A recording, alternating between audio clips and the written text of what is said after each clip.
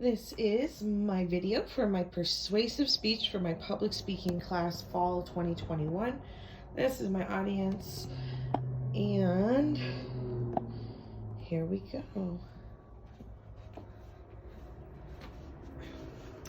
Hi, my name is Jessica Favre, and today I'm going to be presenting a persuasive speech about the topic of, should Americans be provided with free college tuition to all citizens? I would like to discuss the pros and cons of free college to all Americans. Have you ever thought about what you would be doing if you could do anything with your life? Maybe you'd be an astronaut or a surgeon. Well, what if every child in America knew that the higher education was not just possible, but waiting for them when they're ready? How would it impact youth to stay motivated and hopeful for a realistic path to their future careers? Let's explore that possibility. Free education increases the lifetime earnings of an individual and bolsters the economy of the whole country. A college graduate can expect to earn almost $1 million more than a high school graduate over the course of their career, according to Forbes magazine. The earnings create a financial cushion, which leads to a higher spending, which thus stimulates the economy, more investments, and bigger purchases such as house and vehicles. Students who would graduate without a high amount of debt, with their 4-year bachelor's degree, to come out of that without being in debt would immediately start the cycle of them being able to start a family, buy a house, get married, go on vacations. That would be great for our overall country's economy. So if we're thinking about pros when it comes to why should we have free college, there's definitely a lot of pros. Research.com did a study showing that the nation of well-educated individuals generate wealth and levels the playing field across socioeconomical classes. This would lead to a more equal distribution of wealth and power as barriers and systemic oppression is addressed.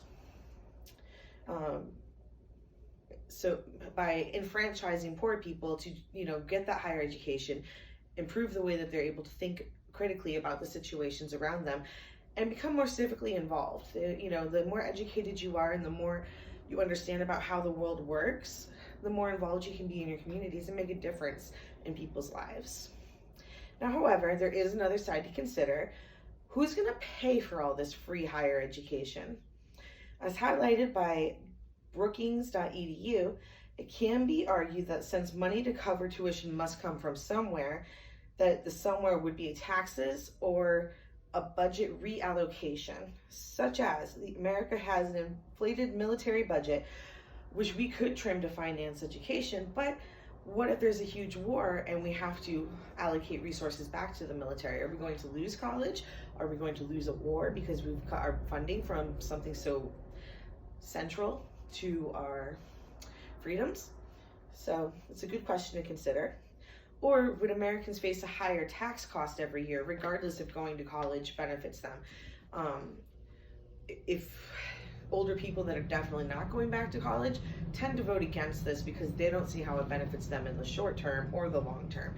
People that already went to college and already paid off their debts feel like it's not fair to them to be taxed to go, send other people to these colleges. But I personally believe in a hand up, not a hand out. So if you're improving people's lives by saying, yes, you get to have this higher education and it really increases your critical thinking skills, which will improve everything in this country, it's a hand up. It's a good thing. So when you're not so centered and focused on yourself and you think about the community at large, free college just makes sense. Another concern that colleges would take advantage of government funding by exploiting costs, especially wasting tax dollars. Now, this argument is based off of military contracts that they get from the government that are always way over budgeted and inflated. We waste billions of dollars a year on overinflated military contracts. So they're assuming that schools are going to do the same thing and charge more to get more state money. I don't think that's as big of a problem as society has made it out to be. So in conclusion, there are valid concerns about the cost of tuition for public colleges. I believe that our country would benefit more than suffer from free education. It's important to remember that being poor is not synonymous with being unintelligent or unmotivated. Many people are looking for a hand up, not a handout. And the final point I would like to drive home is having an educated general public would improve our society in every way imaginable. Please keep this information in mind next time you are in a voting booth. Okay, thank you so much for coming to my speech. And that is the conclusion. I'll be taking questions.